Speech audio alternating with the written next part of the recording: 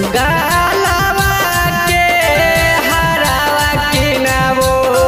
लाल रंग साड़ियों के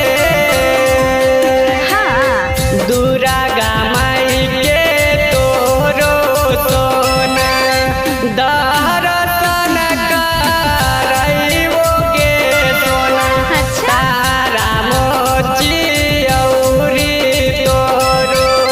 झूलुआ झूलइबो के सोना घरवा से चुपे चोरी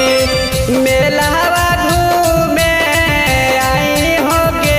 सोना जे जे कहानी तोरे खातिर सब पूछा किनावो के सोना।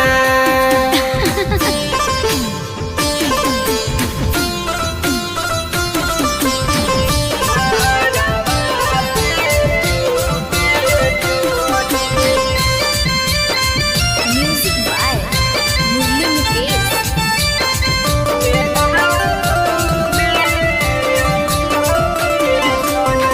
माई खातिर किन के लाई हो घूर लागल चुनारियो गे सोना हाथ जोड़ी के विनती करी हो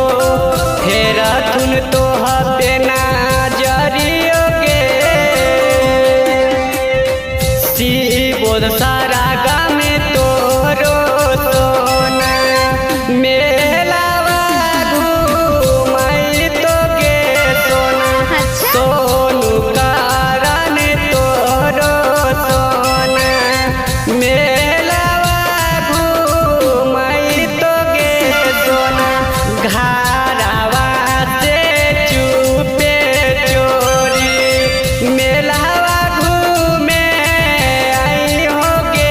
सोना पागल है जे